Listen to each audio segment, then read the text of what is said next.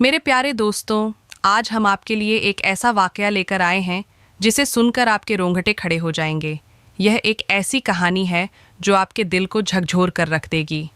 एक नाजुक सी लड़की भीगी बारिश में लरजती हुई अपनी कपकपाती सांसों के साथ एक बूढ़े फकीर की झोंपड़ी तक जा पहुंचती है। और फिर जो कुछ उस अक्लमंद और सयाने फकीर ने उस घबराई हुई लड़की से कहा और किया, वह सुनकर आप हैरानी में डूब जाएंगे। यह जंगल कोई आम जगह नहीं था।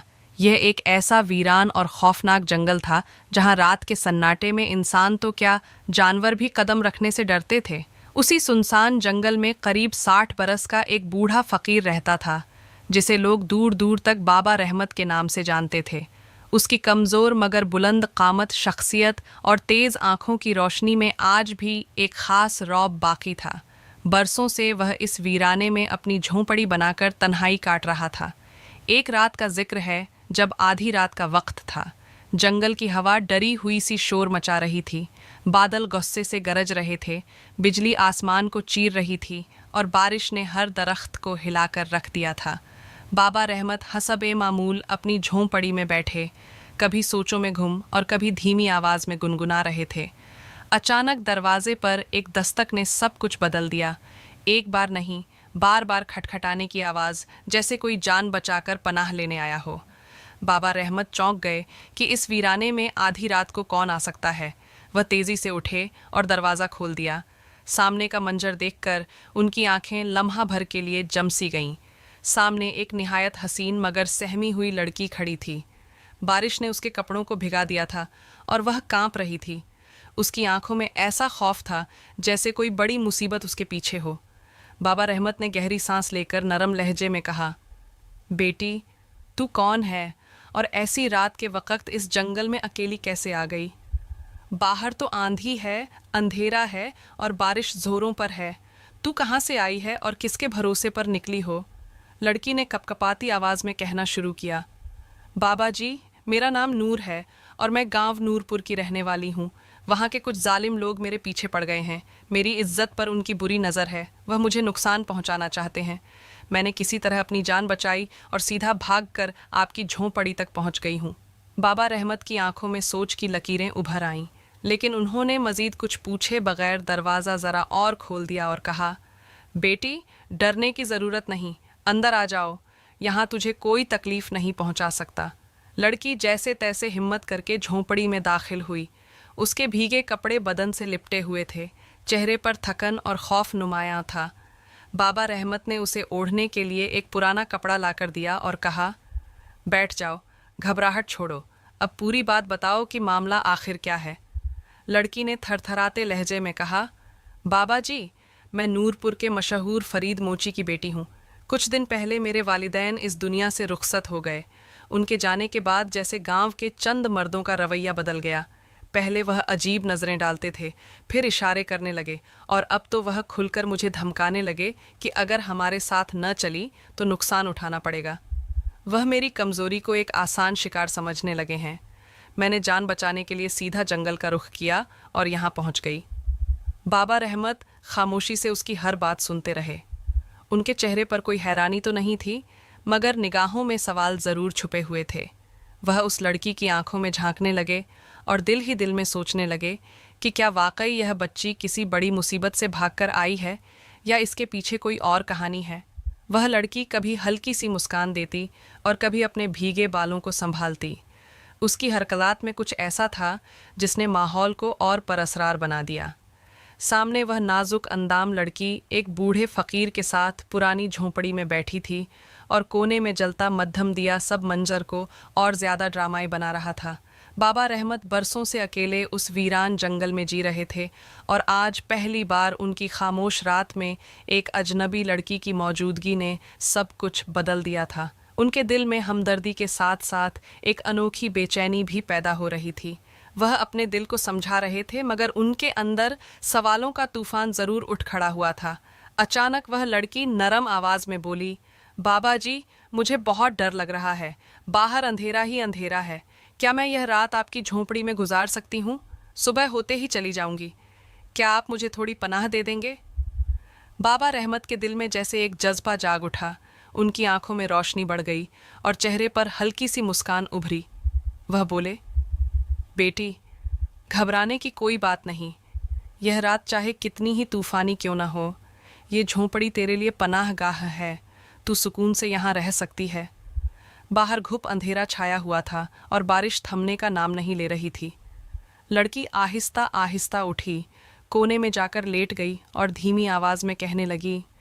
नूर बोली, बाबा रहमत, मेरी पलकें बोझिल हो रही हैं, मुझे अब नींद आने लगी है। जैसे ही वह लेटी, बूढ़े फकीर के दिल में एक हलचल सी मच गई।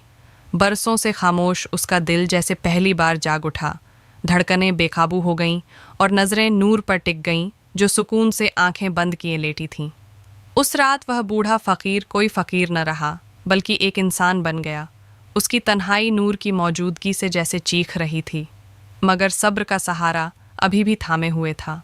हर लम्हा उसके लिए सदियों जितना लंबा महसूस हो रहा था। दिल में बार बार ख्याल आ रहा था कि यह रात कैसे गुजरेगी, किस तरह इस सन्नाटे से जान छूटेगी। बाबा रहमत झोंपड़ी के दूसरे कोने में जाकर लेट गया। आंखें बंद कीं और नींद को बुलाने की कोशिश की, मगर नींद जैसे उससे रूठ चुकी थी।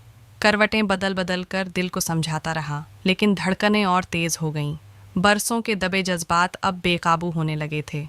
अचानक उस सन्नाटे को नूर की सिसकियों ने तोड़ दिया। बाबा रहमत घबराकर उठ बैठा। उसने देखा कि नूर धीरे धीरे रो रही है। आंखों से आंसू बह रहे थे और चेहरा किसी अंधकारमय दर्द से भरा हुआ था। फ़कीर उसके पास जा बैठा और नरम लहजे में बोला, बेटी नूर, क्या बात है? तुम क्यों आंसू बहा रही हो? नूर ने सिसकियों के बीच कहा, बाबा रहमत, मेरे साथ जो कुछ बीत चुका है वह ज़ुबान पर लाना भी आसान नहीं। यह सुनकर बाबा रहमत शशधर रह गया। उसने हैरान होकर कहा, आखिर वह कौन सा राज है जो किसी को बताया नहीं जा सकता? अगर जी चाहे तो मुझे कह दो, शायद कुछ समझ सकूं। नूर ने उसकी आंखों में देखते हुए कहा, बाबा रहमत, मैं वह नहीं हूँ जो आप सोच रहे हैं। मैं कोई साधारण नारी नहीं, बल्कि एक बदनाम और गिरी हुई हस्ती हूँ। फ़कीर के दिल पर जैसे बिजली सी गिरी। उसने साखित होकर सुना जब नूर ने कहा, मैं आम लड़की नहीं हूँ, मैं एक भटकती हुई आत्मा हूँ। ये सुनकर बाबा रहमत के कदम जैसे ज़मीन में धंस गए। होंठ सूख गए। कांपते लहजे में बोला, क्या क्या वाकई तू आत्मा है? ये मानना मेरे लिए कठिन है। नूर ने धीरे से कहा, बाबा रहमत, मुझे मालूम था कि आपको यकीन नहीं आएगा, इसलिए मैं अपनी पिछली ज़िंदगी की कहानी सुनाती हूँ। फिर वह बोलने लगी, यह कुछ पुरानी बात है।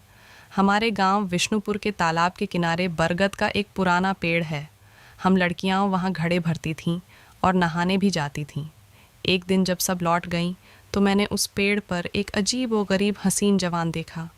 वह मुझे पाना चाहता था, यानी मुझसे विवाह करना चाहता था।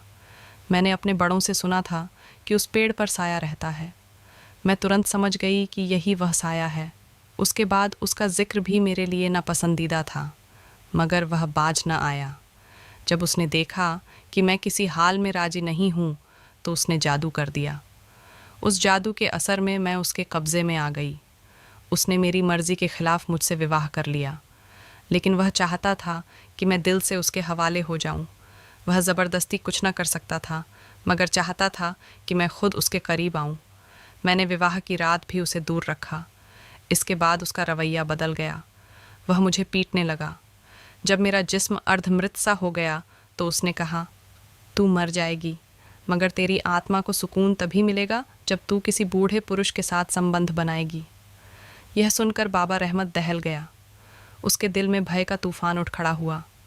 यह ख्याल आया कि शायद नूर उसी शर्त को पूरा करने के लिए उसके पास आ गई हो, और यह अंदेशा सच निकला। नूर ने उसका हाथ पकड़कर कहा, बाबा रहमत, मैं झूठ नहीं कह रही। अगर आपने आज मेरा साथ न दिया तो मेरी आत्मा हमेशा इस जंगल में भटकती रहेगी। फ़कीर के जिस्म पर कपकपी तारी हो गई। पसीना बहने लगा। जिसे वह बेसहारा और नाजुक समझ रहा था, वह अब खुद को भटकी हुई आत्मा कह रही थी। वह सहमा हुआ उसकी तरफ देखने लगा, मगर नूर की दिलकशी अब भी किसी अप्सरा से कम न थी। नूर ने आहिस्ता से कहा, बाबा रहमत, सिर्फ एक रात की बात है। अगर आप मेरा साथ दे दें तो मेरी रूह आज़ाद हो जाएगी और आपकी रात भी खुशनुमा बन जाएगी। फ़कीर के दिल की धड़कन तेज़ हो गई। बदन पसीने में भीग गया। लेकिन उसके कुछ कहने से पहले नूर उसके करीब आकर उसकी सांसों में घुलने लगी। अचानक झोंपड़ी के बाहर एक खौफनाक आवाज़ गूंजी। बाबा रहमत घबराकर बाहर भागा तो देखा कि एक ऊंचे दरख्त पर एक डरावना जिन बैठा है। जैसे ही उसकी निगाह उस पर पड़ी, जिन इंसान की शक्ल में उसकी तरफ बढ़ने लगा। फ़कीर ने पलटकर नूर को देखा और पूछा, ए नूर, तू आखिर है कौन? मगर नूर ने कोई जवाब न दिया। उसका चेहरा बिल्कुल सन्नाटे में डूबा हुआ था, जैसे किसी और दुनिया में खो गई हो। अब वह जिन करीब आ गया, उसकी आंखें दहकते अंगारों की तरह थीं। बाबा रहमत ने कांपते होंठों से कहा, तू कौन है? जिन गरज कर बोला, मैं वही हूँ जिसने नूर को तेरे पास भेजा है। यह सुनकर फ़कीर को सब समझ आ गया। ये सब एक जाल था। वह जिन नूर को अपनी क़ैद में रखकर उसके जरिए बाबा रहमत को बहका रहा था। फ़कीर ने गुस्से से कहा, तेरा यह काला जादू मुझ पर कारगर नहीं होगा। क्या समझा था तू, एक हसीन लड़की भेजकर मुझे गुमराह कर देगा? जिन हंसकर बोला, भटक तो तू पहले ही गया था। अगर यह नूर अपने आप को आत्मा न कहती तो तू कब का अपने जज्बात में बह चुका होता। फ़कीर ने नदमत से नूर की तरफ देखा। वह सर झुकाए बैठी थी। उसकी आंखों में शर्मिंदगी के आंसू तैर रहे थे। वह सोच रही थी कि उससे कितना बड़ा गुनाह करने वाली थी। जिन ने दहाड़ कर कहा, अब तू मेरे जाल में आ ही गया है, बूढ़े फ़कीर। बूढ़े फ़कीर ने आंखें मूंद लीं और दिल ही दिल में सोचा, मैं आखिर इस मुसीबत से छुटकारा कैसे पाऊं? फिर उसने आंखें खोलीं और नूर की तरफ देखकर बोला, अपने दिल पर हाथ रख और सोच, तू ये क्या करने जा रही थी? मैंने उम्र भर किसी औरत के साथ कोई गलती नहीं की। फिर तू क्यों चाहती थी कि मेरी बरसों की मेहनत जाया हो जाए, जो मैंने नफ्स की बुराइयों से लड़कर संभाली है? ज़रा अपने अंदर झांक और समझ, तू आखिर क्यों यह सब करने लगी थी? फ़कीर यह बात कह ही रहा था कि इतने में जिन फिर दहाड़ उठा और बोला, ए बूढ़े फ़कीर, अब कुछ नहीं हो सकता। वक़्त हाथ से निकल गया है। जो मुक़द्दर था वह अब होकर रहेगा। उसी लम्हे नूर ने लरजते हुए फ़कीर की तरफ देखा और कहा, बाबा रहमत, मुझे मालूम नहीं कि सच क्या है और झूठ क्या। मेरा तो बस इतना मानना है कि किसी तरह मेरी बेकरार रूह को सुकून मिल जाए। बूढ़े फ़कीर ने नरम लहजे में जवाब दिया, ए नूर, सुकून का रास्ता कभी आसान नहीं होता। अपने दिल की आग बुझाने के लिए तुझे खुद को पहचानना होगा। अपनी भटकी हुई रूह की जंग तुझे खुद ही लड़नी पड़ेगी। फिर उसने आंखें बंद करके धीरे से कहा, यह जद्दोजहद रूह की है। इसमें कोई और तेरा सहारा नहीं बन सकता। यह लड़ाई तुझे अकेले ही लड़नी है। फ़कीर की यह बात सुनकर नूर जैसे जाग उठी। उसने धीरे से आंखें बंद कीं और सरगोशी की, बाबा रहमत, शायद आप ठीक कह रहे हैं। अब यह जंग मुझे खुद ही लड़नी होगी। फिर उसने आंखें खोलते ही उस खौफनाक जिन की तरफ देखा और गरजदार आवाज़ में कहा, हाँ, मैं तैयार हूँ। नूर आगे बढ़ी। उसके चेहरे पर अब डर नहीं था, बल्कि हौसले और जुर्रत की रोशनी चमक रही थी। उसने हाथ बढ़ाकर उस होलनाक जिन को काबू करने की कोशिश की। जिन ने रोका, मगर तब तक बहुत देर हो चुकी थी। जैसे ही नूर का हाथ उसके हाथ से टकराया, आसमान पर एक ज़बरदस्त तूफान बरपा हो गया। हवा की शिद्दत इतनी बढ़ गई कि सारा जंगल लरजने लगा। जिन आसमान में चीखता हुआ उड़ने लगा। वह जान बचाने की तगो-दो करता रहा, मगर अब सब खत्म हो चुका था। नूर के वजूद में वह ताकत जाग उठी थी जो भटकी हुई रूह को रहाई दिलाने वाली थी। अब नूर किसी की मोहताज न रही थी। वह अपनी क़ुव्वत से उस जिन का खात्मा करने निकली थी। जिन तड़प रहा था, चिल्ला रहा था, लेकिन नूर की आंखों में अब सिर्फ बदले की आग और सुकून का अज़्म दिखाई देता था। नूर ने अपनी पूरी ताकत लगाकर उस जिन को जकड़ लिया और एक आखिरी झटके से उसकी रूह को चीर डाला। उसी पल वह जिन फ़ज़ा में भड़क कर राख हो गया। जब तूफ़ान थमा और झोंपड़ी के अंदर की मध्यम रोशनी वापस आई तो नूर ने आंखें खोलीं। उसने देखा कि बूढ़ा फ़कीर उसके सामने खड़ा है। उसके चेहरे पर गुस्सा नहीं था, बल्कि सुकून भरी मुस्कुराहट थी। नूर ने शर्मिंदा होकर सर झुका लिया और कहा, बाबा रहमत, मुझसे बहुत बड़ी गलती होने वाली थी। आपने मुझे उस जिन के धोखे से बचा लिया। मैं दिल से आपकी ममनून हूँ। फ़कीर ने सादगी से मुस्कुराकर कहा, यह मेरा फ़र्ज़ था। भटके को रास्ता दिखाना ही असल खिदमत है। अब तू आज़ाद है, जहाँ चाहे जा सकती है। नूर झोंपड़ी से बाहर निकली। अब उसकी चाल में लरजाहट नहीं थी, बल्कि आज़ादी की ठंडी हवा थी। वह जंगल के उस रास्ते पर चल पड़ी जहां से कोई भटकी हुई रूह कभी वापस नहीं आती। दोस्तों, इस कहानी से हमें यह सबक मिलता है कि इंसान की असल लड़ाई दूसरों से नहीं, बल्कि अपने अंदर के खौफ और कमज़ोरियों से होती है। अगर हम अपने दिल पर काबू रखना सीख लें तो कोई भी शैतान, कोई भी जाल हमें बहका नहीं सकता।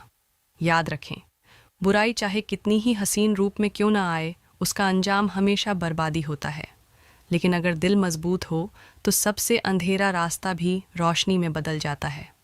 अगर आपको यह कहानी पसंद आई है तो वीडियो को लाइक करें, अपने दोस्तों के साथ शेयर करें और मज़ीद डरावनी और सब कामोज़ कहानियाँ सुनने के लिए हमारे चैनल को सब्सक्राइब करना न भूलें।